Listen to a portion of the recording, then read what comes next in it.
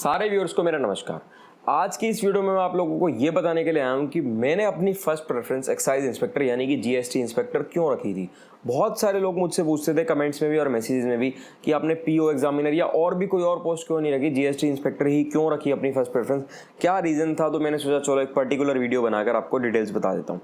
Video start करने से पहले जिन लोगों ने अब तक हमारे चैनल्स को सब्सक्राइब नहीं किया, हमारे दोनों चैनल्स कपूर खानदान ब्लॉग्स और मास्टर जी एजुकेशन को सब्सक्राइब कर दो।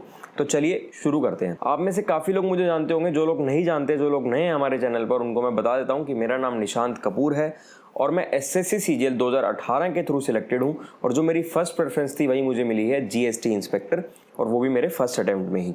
तो आज की इस वीडियो में मैं आपको अपने रीजंस बताऊंगा कि मेरे क्या रीजंस थे, मैंने किन फैक्टर्स को कंसीडर किया, क्या क्या चीज़ें ध्यान में रखते हुए जीएसटी को अपनी फर्स्ट प्रेफरेंस भरा।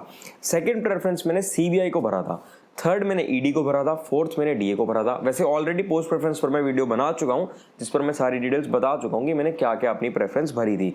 तो जो फर्स्ट प्रेफरेंस थी ना जीएसटी, आज मैं मेनली आपको उसके रीजंस बताऊंगा कि क्या रीजंस मैंने माइंड में रखते हुए उसको भरा था। पोस्ट प्रेफरेंस जब फिल करी थी ना, तो मैंने पोस्ट तो सारी ही फिल करी थी क्योंकि मुझे ये था कि रिस्क क्यों लेना, सारी पोस्ट फिल कर दो।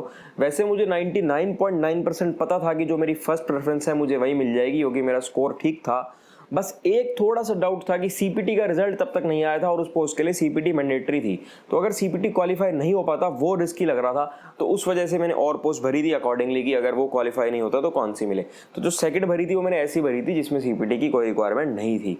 जो मेरा स्कोर था अपने फर्स्ट अटेम्प्ट में 2018 में, वो 602.8 मार्क्स थे मेरे टोटल ओवरऑल। अगर आप लोग एसएससी की तैयारी कर रहे हैं तो आप अनअकैडमी यूज कर सकते हैं। ये इंडिया का लार्जेस्ट ऑनलाइन एजुकेशन प्लेटफॉर्म है। यहाँ पर हर हफ्ते एसएससी के सभी एग्जाम्स के लिए डेडिकेटेड बैचेस स्टार्ट होते हैं। इन बैचेस में एसएससी के हर एग्जाम के हर सब्जेक्ट का कंप्लीट सिलेबस कवर करवाया जाता है एसएससी के टॉप एजुकेटर्स के द्वारा। इसके अलावा संडे दोपहर 12 बजे एक एसएससी कॉम्बैट होता है जो एक फ्री स्कॉलरशिप टेस्ट है। ये आपको जरूर ट्राई करना चाहिए। जो भी लोग एसएससी की तैयारी कर रहे हैं उनको जरूर देना चाहिए, बिल्कुल फ्री ऑफ कॉस्ट रहता है। There is a scholarship pool of ₹1 crore. जो टॉप 3 रैंकर्स होंगे उन्हें एसएससी प्लस सब्सक्रिप्शन मिलेगा फ्री में, और आप सब लोगों को आपकी रैंक के हिसाब से स्कॉलरशिप मिलेगी। अगर आप इस टेस्ट को फ्री में देना चाहते हैं तो आप मेरा अनलॉक कोड MASTERG मास्टर जी को यूज करके इसे अनलॉक करके फ्री में दे सकते हैं। अनअकैडमी प्लस सब्सक्रिप्शन के भी बहुत से बेनिफिट्स हैं, जैसे कि आप अपने घर बैठे बैठे अपने फेवरेट एजुकेटर से अपने शेड्यूल के हिसाब से पढ़ सकते हैं। आस्क आउट फीचर का यूज करके कुछ भी पूछ सकते हैं। सब कुछ आपको एक स्ट्रक्चर्ड फॉर्म में मिलता है और यहाँ पर आपको 12 से भी ज्यादा लैंग्वेजेस में पढ़ाया जाता है, यानी कि कोई लैंग्वेज बैरियर नहीं रहता। आपको पीडीएफ कंटेंट भी प्रोवाइड होता है और आप उनसे लाइव इंटरेक्ट भी कर सकते हैं।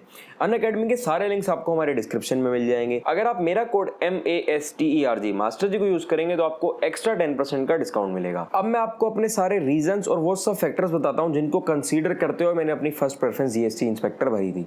तो देखो, सबसे जरूरी जो मेरे लिए मोस्ट इंपॉर्टेंट था, जो मैंने सबसे जरूरी रखा, वो थी होम पोस्टिंग। मुझे चाहिए थी घर के आसपास की पोस्टिंग, और जिस हिसाब से मेरे मार्क्स थे बहुत अच्छे चांसेस थे कि मुझे दिल्ली जोन मिल जाएगा, और मुझे मिला भी दिल्ली जोन क्योंकि मार्क्स की वजह से रैंक मेरिट बेस्ड होता है वो सारा। तो सबसे बड़ा रीजन यही था कि मुझे घर के आसपास पोस्टिंग चाहिए थी। अब एक बार दिल्ली जोन अगर मिल गया तो कई सालों तक आप दिल्ली जोन में ही रहोगे, तो यानी कि बहुत सालों तक आप इस चीज से टेंशन फ्री होगे कि आपकी जो पोस्टिंग होगी वो घर से दूर नहीं होगी। लॉन्ग टर्म में देखो, स्टार्टिंग में ऐसी दिक्कत नहीं है, लेकिन अगर आप लॉन्ग टर्म देखो कुछ सालों के बाद होम पोस्टिंग की सबको जरूरत पड़ती है, और होम पोस्टिंग एक ऐसी बेस्ट चीज रहती है। कुछ ऐसे लोग होंगे जिनको फर्क नहीं पड़ता, जैसे मैं कुछ ऐसे फ्रेंड्स को जानता हूं जिन्होंने जब वो पोस्ट प्रेफरेंस वगैरह फिल कर रहे थे डीवी के टाइम, मुझसे बात करी थी उन्होंने कि कौन सी पोस्ट फिल करनी चाहिए, क्या करना चाहिए। तो उन्होंने बोला था कि हमें कोई प्रॉब्लम नहीं है अगर होम पोस्टिंग मिले या ना मिले। तो ऐसे भी कुछ लोग होते हैं, लेकिन मोस्टली लोग ऐसे मिलेंगे जिनको होम पोस्टिंग चाहिए होती है, और लंबे समय तक लॉन्ग टर्म में देखा जाए तो ये चीज़ ज़रूरी भी रहती है। इसके बाद जो नेक्स्ट मेरे को सबसे बढ़िया चीज़ लगी थी वो यूनिफॉर्म। देखो, यूनिफॉर्म सबसे बढ़िया चीज़ है, मेरी फेवरेट है, तो ये एक बहुत बड़ा फैक्टर था इस पोस्ट को लेने के लिए। इसके बाद अगर नेक्स्ट बात करें तो जो दिल्ली जोन के जीएसटी इंस्पेक्टर होंगे ना, उनको पीओ का भी काम करने का मौका मिलता है, एग्जामिनर का भी काम करने का मौका मिलता है, क्योंकि दिल्ली में जीएसटी एंड कस्टम्स कॉमन रहता है, तो उनके ट्रांसफर होते रहते हैं जीएसटी एंड कस्टम्स में। तो वो पीओ का काम भी करेंगे, एग्जामिनर का काम भी करेंगे। बहुत अच्छा एक्सपीरियंस रहता है और एक्सपोजर मिलता रहता है, तो ये भी एक बहुत बड़ा रीजन था। स्टार्टिंग से ही जो मुझे पोस्ट पसंद थी ना, मतलब ऐसा नहीं है कि मैंने बाद में कुछ हुआ, या मेरे को बिल्कुल स्टार्टिंग से ही जब मैंने प्रिपरेशन स्टार्ट करी थी तो ये थोड़ा सा एम क्लियर था कि जो मुझे पोस्ट पसंद थी वो जीएसटी इंस्पेक्टर और सीबीआई, ये 2 पोस्ट मुझे सबसे ज़्यादा पसंद रहती थी। अब इसके भी बहुत सारे रीजंस हैं, सबके अपने अपने प्रेफरेंसेस होती है। मेरी ये 2 पोस्ट की प्रेफरेंसेस थी। उसके साथ साथ देखो रिस्पेक्ट तो है ही, इसमें अच्छी रिस्पेक्ट वाली जॉब है, रिलैक्स जॉब है, कोई बहुत ज्यादा टेंशन या कुछ नहीं रहता, रिलैक्स रहता है बंदा, इसमें कंफर्टेबल रहता है। और सबसे जरूरी देखो लॉन्ग टर्म में कंफर्ट ही रहता है इंसान को, कि बहुत ज्यादा टेंशन वाली जॉब या बहुत ज़्यादा भागदौड़ वाली जॉब करने में वो लॉन्ग टर्म में इतना फीजिबल नहीं रहता वो। उसके साथ साथ ही ऐसी जॉब है कि इसमें डेस्क जॉब भी रहती है और फील्ड जॉब भी रहती है। तो आप कभी डेस्क जॉब पर रहेंगे, कभी फील्ड जॉब पर रहेंगे, चेंज होता रहेगा।